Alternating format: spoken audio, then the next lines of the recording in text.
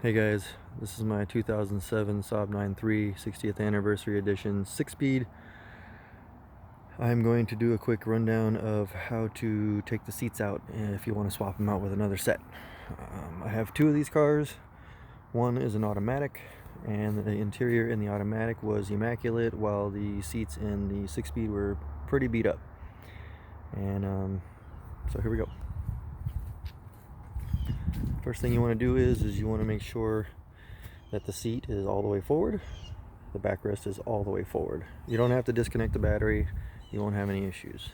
After that, you're going to remove these two bolts that are on the back here with a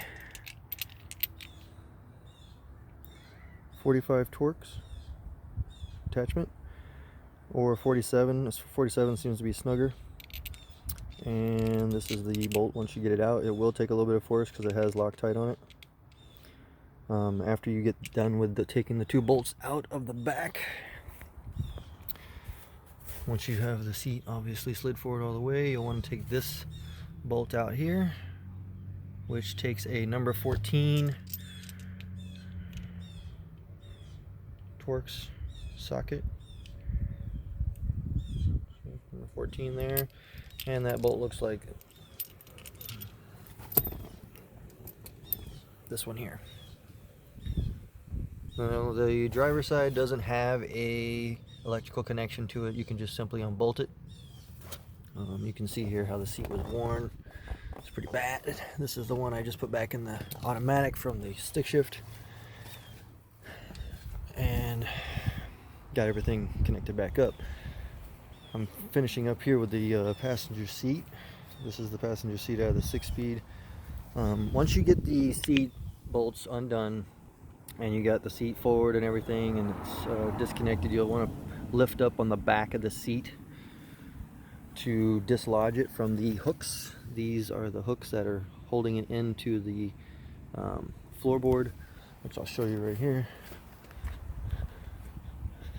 So you just want to lift it up from the back, from the back there. You just want to kind of push it forward and it will lift up out of the hook sockets here. After that, you're going to want to disconnect the connector for the power seats, if you have power seats, which I will show you right here. It's fairly simple. All you have to do is as you push this out, you want to pull at the same time. So push and pull, and it will disconnect. And then just tuck it up in there before you take it out. That way when you go to take it out of the car, it doesn't fall or catch or do anything like that.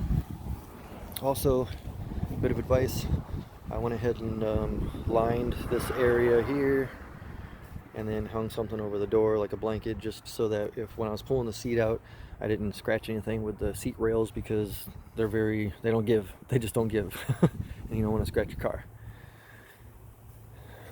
Alright, so after much deliberation, see how the seats in this car look just so much better. They're nice and smooth and clean. No rips or tears like the other one. Once you take out when you're taking out the passenger seat, you are going to have this connector here that's attached to the seat belt.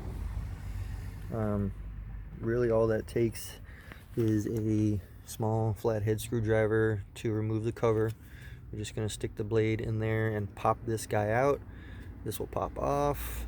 The connector will be attached in here. You just remove it, disconnect it, set that to the side. And this might be an opportunity to obviously clean stuff if you got spills and drinks and issues with your carpet. Find a bunch of change like I did.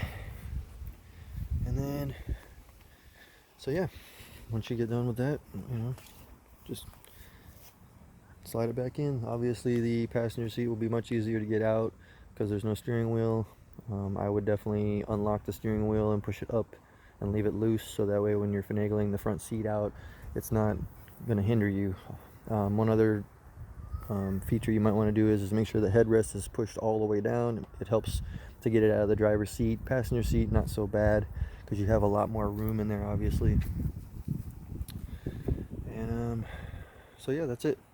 Just make sure you have the 45 Torx socket and a number 14 socket for the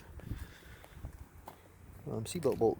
But they're pretty much the same on both sides, except for the seatbelt connector on the passenger side. And like I said, you can leave the battery connected. I had no issues. I've already got the manual set up, tested. Everything works good. So I'm sorry that I didn't actually show you guys how to, you know, pull it out of the car, but it is a pain in the ass, and I can't hold a phone while doing it, and I'm here alone. So thanks for watching. Hope it was helpful.